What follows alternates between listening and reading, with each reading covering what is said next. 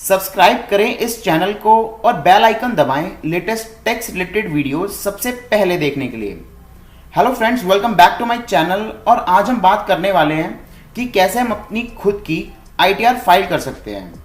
दोस्तों, वैसे तो इंडिया का टैक्स स्ट्रक्चर थोड़ा कॉम्प्लिकेटेड है और मैं आपको सजेस्ट करूंगा कि अपनी आईटीआर फाइल करते टाइम आपको एक टैक्स एक्सपर्ट की हेल्प लेनी चाहिए। लेकिन दोस्तों, फिर भी अगर आपकी इनकम निल है और आप अपनी खुद की रिटर्न फाइल करना चाहते हैं, तो आज हम देखेंगे कि कैसे बहुत ही सिंपल स्टेप्स में हम अपनी खुद की आईटीआर फाइल कर सकते हैं। चाहे आप निल रिटर्न ही क्यों ना फाइल कर रहे हो, पर आपको एक बार अपना फॉर्म 26AS यानी कि टैक्स क्रेडिट वाला फॉर्म चेक कर लेना चाहिए। इसके लिए आपको लॉगिन करना है अपने इनकम टैक्स के पोर्टल पे। वहां पे माई अकाउंट टैब में आपको view form 26AS tax credit दिखेगा। आप इस पर क्लिक कर लीजिए और कंफर्म कर दीजिए।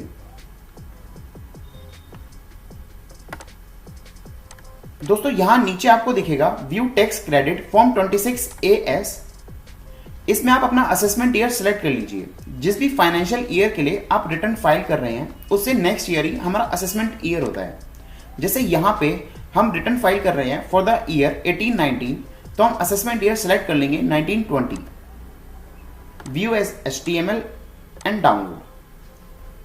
एक्सपोर्ट एज PDF करके हम अपने फॉर्म 26AS को PDF फॉर्म में डाउनलोड कर लेते हैं।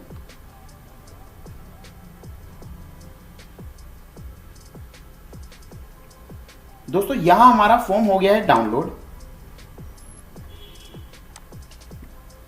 यहां नीचे स्क्रॉल करके हमें दिखेगा टैक्स डिडक्टेड एट सोर्स। जो भी टैक्स हमारा डिडक्ट हुआ होता है वो हमको इसी हेड में दिख जाता है। पर यहां पे हमारी आ रही है नो ट्रांजेक्शन प्रेजेंट, बिकॉज हम वैसे भी निल रिटर्न फाइल करने वाले थे, इसलिए हमारे 26AS में कुछ भी नहीं आ रहा है। लेकिन फिर भी मैं आपको सजेस्ट करूंगा कि आप एक बार ये जरूर चेक कर लीजिए। दोस्तों, फिर हम जाएंगे डैशबोर्ड में और ई फाइल टैब में। यहां से हम सेलेक्ट कर लेंगे इनकम टैक्स रिटर्न। इसमें हमें कुछ डिटेल सेलेक्ट करनी है, जैसे कि हमारा assessment year, ITR form number and submission mode. अगर आप रिटर्न फाइल कर रहे हैं फॉर द ईयर 19-20, तो आपका असेसमेंट ईयर होगा 2021।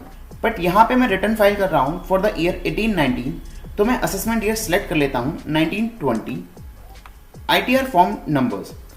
अगर आप सैलरीड हैं या अदर सोर्स में आपकी इनकम आती है, तो आपके लिए फॉर्म एप्लीकेबल होता है ITR 1। बट अगर आप निल रिटर्न फाइल कर रहे हैं, तो भी आपके लिए फॉर्म 1 ही एप्लीकेबल है। Filing type is original and submission mode is online. Prepare and submit online. फिर हम कंटिन्यू पे क्लिक कर देते हैं। दोस्तों, यहाँ पे आपको वार्निंग आती है कि आपके ITR फॉर्म में कुछ कंटेंट प्री फिल्ड होगा, बट फिर भी वो आपको एक बार चेक कर लेना है। हम यहाँ पे एग्री पे क्लिक कर देते हैं और कंटिन्यू कर लेते हैं।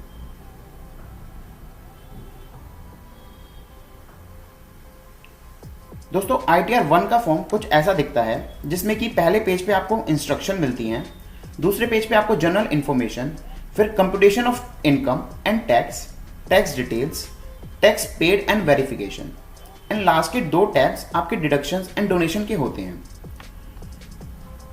दोस्तों, हम क्लिक कर लेते हैं पार्ट A जनरल इन्फॉर्मेशन पे। यहां पे आपको जो इन्फॉर्मेशन प्री फिल्ड है, आप इसको एक बार चेक कर लीजिए कि ये आपका जैसे मोबाइल नंबर और ईमेल आईडी आपको ही बिलोंग करता हो, आपका एड्रेस भी करेक्ट हो। उसके बाद नेचर ऑफ एम्प्लॉयमेंट। आप नेचर ऑफ एम्प्लॉयमेंट पे जैसे कि गवर्नमेंट, PSU, पेंशनर्स, अदर। पर अगर आप निल रिटर्न फाइल कर रहे हैं, तो आप नॉट एप्लीकेबल पे क्लिक कर दीजिए। सेव ड्राफ्ट करके हम नेक्स्ट पेज पे आ जाते हैं।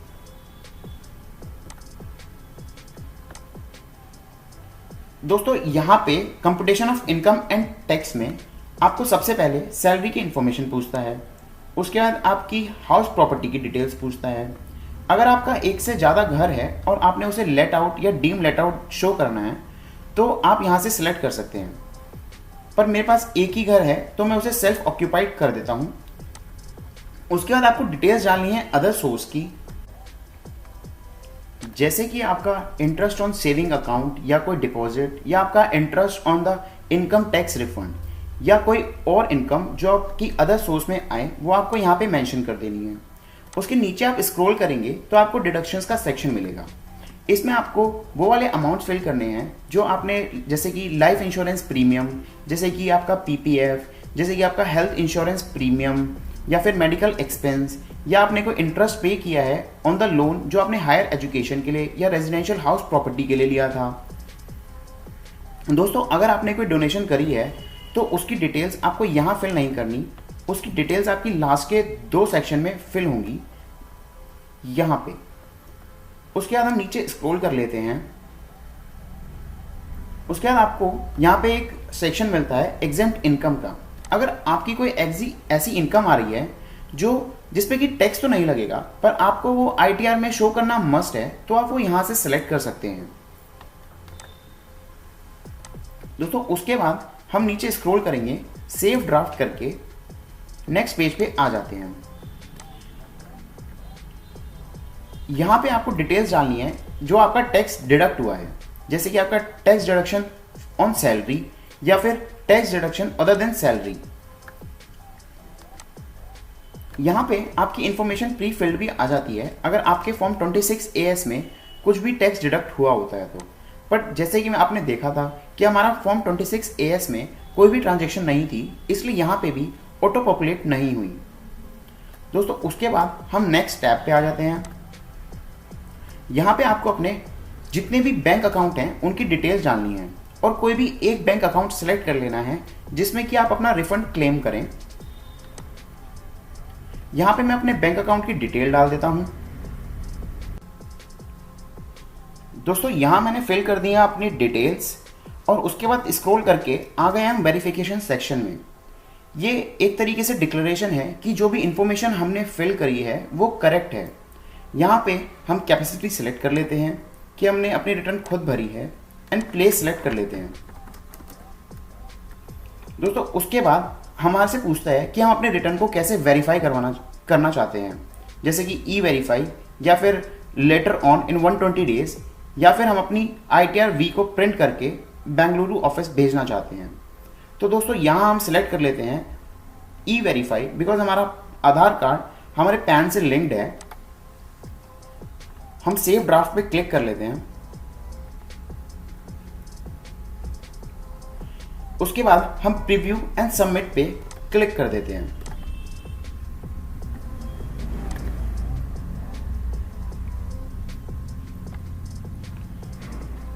दोस्तों ये एक बार और प्रीव्यू दिखाता है। यहाँ पे हम अपनी इंफॉर्मेशन चेक कर सकते हैं। अगर कोई भी इंफॉर्मेशन हमें गलत लगे तो हम उसको एडिट भी कर सकते हैं। पर अगर आपको आपकी सारी इंफॉर्मेशन करेक्ट लगती है तो आप सिंपली सबमिट पे क्लिक कर सकते हैं।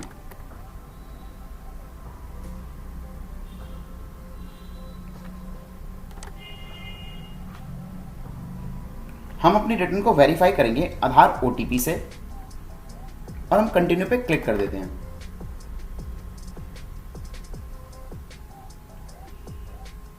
दोस्तों देखिए यहाँ मेरी रिटर्न हो गई है सक्सेसफुली सबमिटेड। मेरी एक ट्रांजैक्शन ID भी जनरेट हो गई है।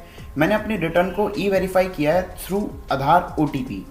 चलिए एक बार हम देख लेते हैं अपने अकाउंट सेक्शन में जाके कि क्या मेरा एक्नॉलेजमेंट नंबर है और कैसे दिखता है मेरा ई वेरीफाइड रिटर्न।